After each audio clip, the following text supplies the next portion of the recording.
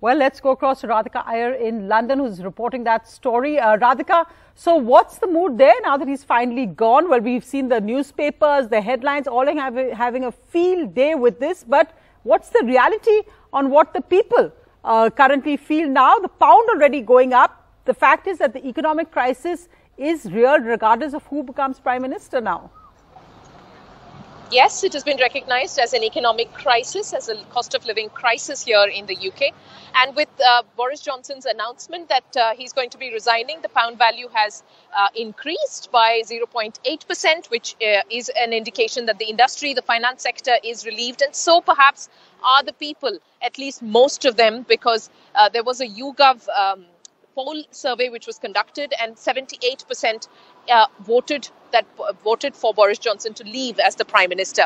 I'm just meters away from 10 Downing Street. There have been a huge range of protests that was happening. When Boris was out making that statement, people were booing and having him go. I have with me somebody like David, who is a school teacher. He's an English teacher here in London.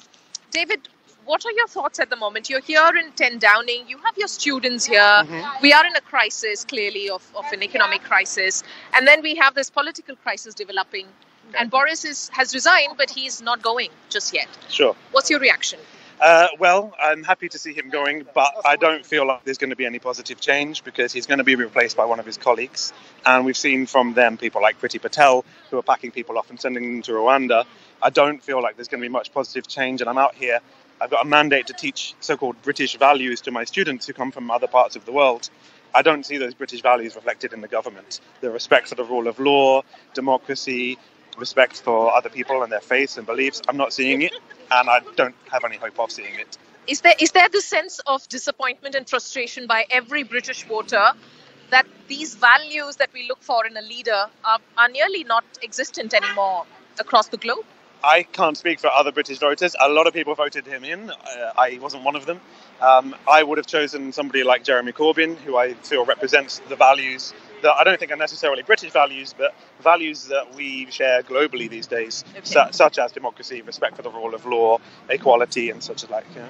Okay. And would you have any names for who should be the next Prime Minister from the contender list we've seen? We have people like Rishi Sunak, we have Penny, we have Jeremy Hunt, Sajid. Not one of them. I can't stand any of them. Are you a Labour supporter by any chance? I supported Labour briefly when we had Jeremy Corbyn, but no, I wouldn't support them anymore, no. Not right now? Not at all. There's no leadership there. Okay, thank you very much. Thank you very much for joining us. That, of course, is one voter who doesn't believe either in the Conservative Party or in the Labour Party at the moment, and just sharing a sheer sense of frustration, Sonia. But we know that it's going to take about a week before we have a date for the new contenders to actually throw their hat into the race. They need to have at least a backing of 8 of their colleagues who will then, through a secret ballot, be eliminated if they have lesser of a support. And it may take weeks before we have the new name of the new person who is likely to be the next Prime Minister and leader of the Conservative Party, because they clearly hold the majority as yet. No, and of course, I think what that voter perhaps expressing is also the frustration. He's talking about democratic values, but also we've seen all the strikes out there about the cost of living in Great Britain amid rising inflation. And Maha, just to go across to you for the Indian angle, because of course, in the last few months, one of the focus of the controversy has been the man we're talking about as a possible top contender, which is of course Rishi Sunak, which besides being of Indian origin, though he was born in Great Britain, he also has the India connection of being Infosys' Narayan Murthy's son-in-law.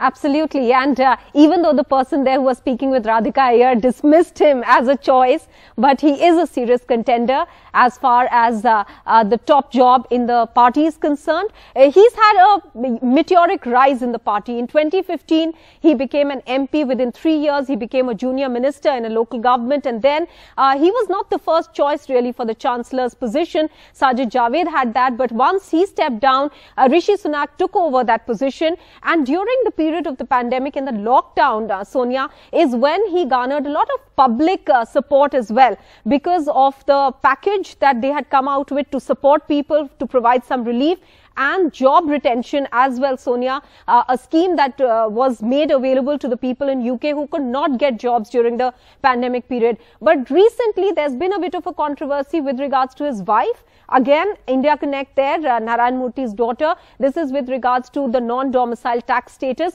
So we'll have to see how that plays out. But right now, because he was the second person to have quit from the cabinet, yes, it appears that he might be a very strong contender. And of course, we look at the bookie odds, Radhika. I don't know if you've got the latest bookie odds, but we've seen it's between Rishi Sunak, Penny Mordaunt, but also that there may be a dark horse who may emerge as well.